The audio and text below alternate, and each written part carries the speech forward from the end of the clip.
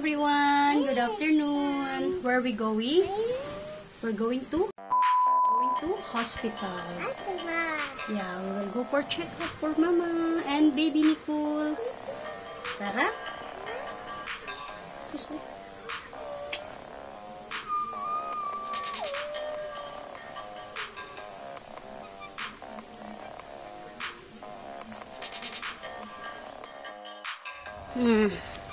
Just slowly. Dito kami sa gitna ng daan ni Nicole. Ayan. Gitna ng kalsada.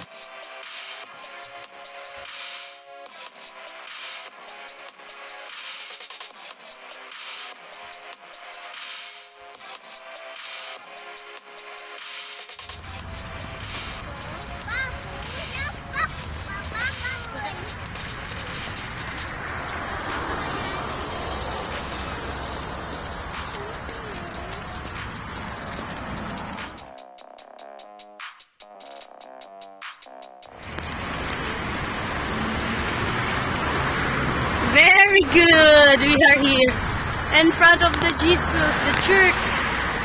Every time we pass in the church, she make a cross sign.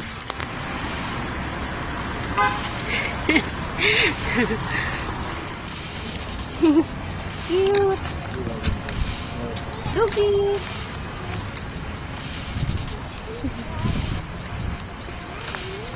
This is the same what my friend.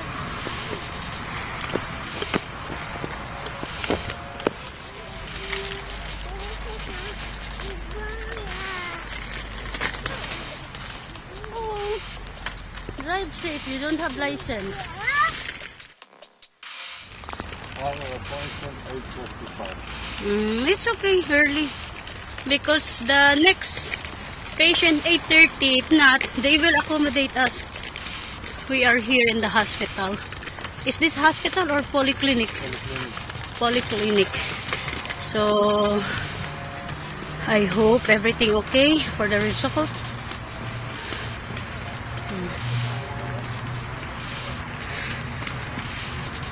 This is kids area. This is pediatric area. This is for adults. And this, where last time was Nicole and me sleep in the hospital? This is in hospital.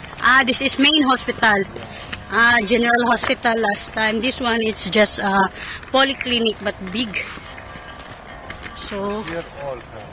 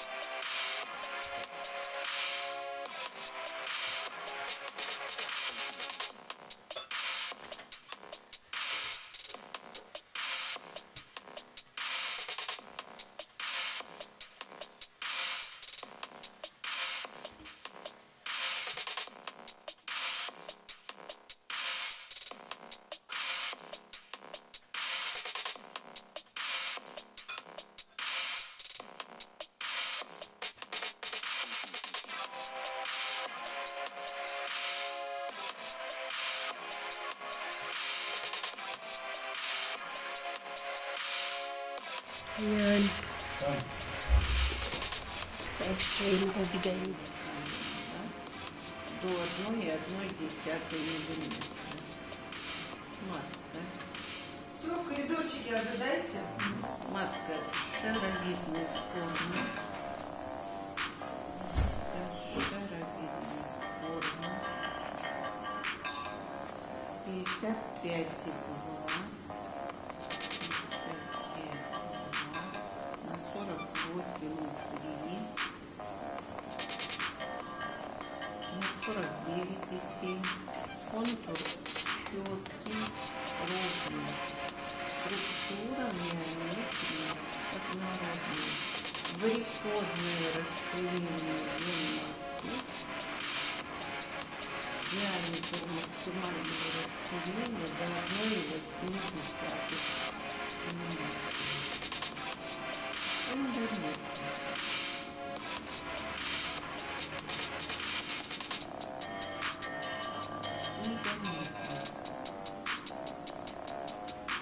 15,8 мм с однородной структурой.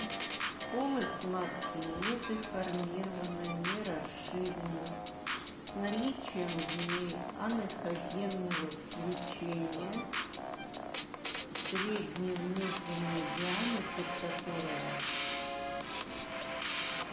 1,9 мм.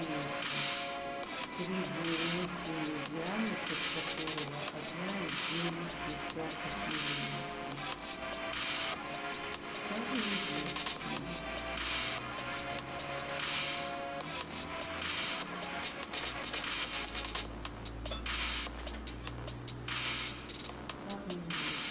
36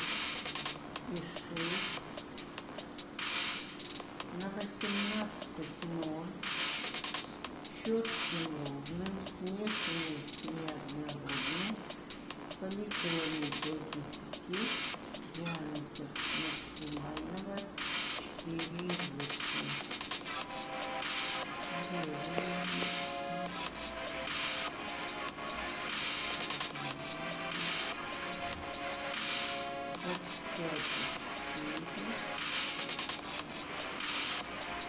На 14,2 с аналогичной структурой, диаметр максимального фолликула 5,3. Объемные, шуткостные, очаговые образования в малом тазу не выявлены. Заключение. Эхопризнаки. Гиперплазия эндометрия. Подозрение на маточную беременность на малом сроке. Подозрение на маточную беременность на малом сроке. Варикозного расширения вен-матки. Контроль УЗИ через 7 или через 10 дней. Контроль УЗИ через 10 дней.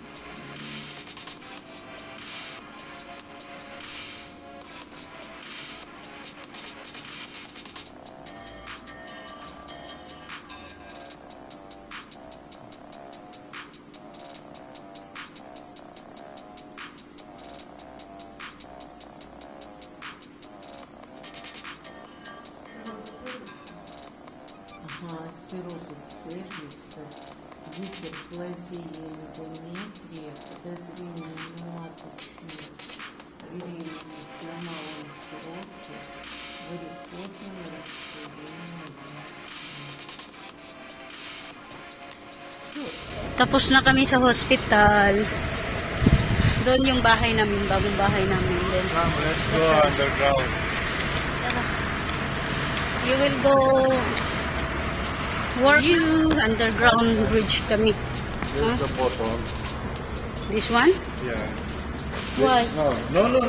This one. Para daw to sa mga with wheelchair. You have to press the button and this will coming up. Ay naku, muntik ko nang ma-press. Asawa ko talaga. Almost press it. Nandito kami sa underground or overpass. Ay, overpass? Underpass dahil. Underpass. Ang galing, oh. Daming vandalism. Yan. Daming ibon. Pauwi na kami ni Nicole. Si Daddy is pumunta na sa kindergarten para sa registration ni Nicole sa school. After that, pupunta na si Daddy sa work. And kami naman, pauwi na. Flower? Yeah, flower too much.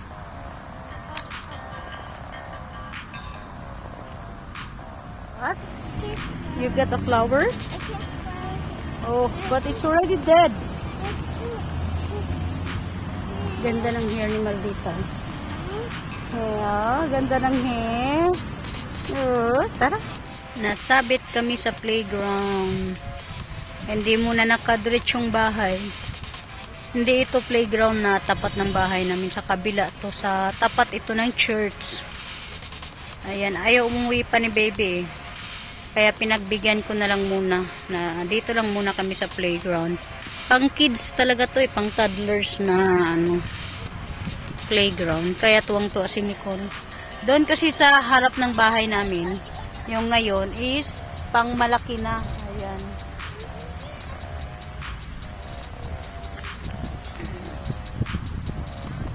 Ayan, tuwang-tuwa. Kahit siya lang naglalaro. Basta Rog na. Kahit siya lang naglalaro, masaya na siya. Wala kasi ibang bata dito, ibang mga bata. Kasi pag di kanila naiintindihan, di kanila nilalaro.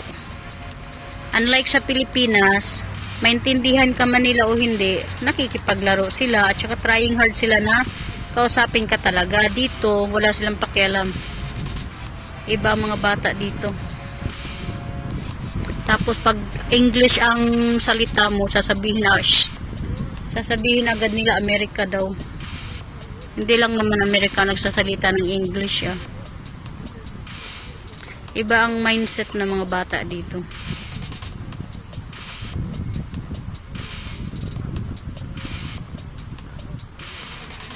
Enjoy habang bata. Ang sarap maging bata.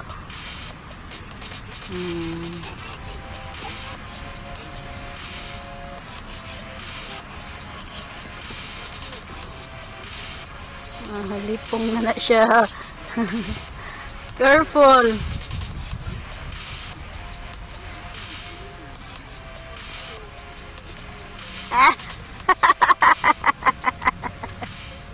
Lipong na.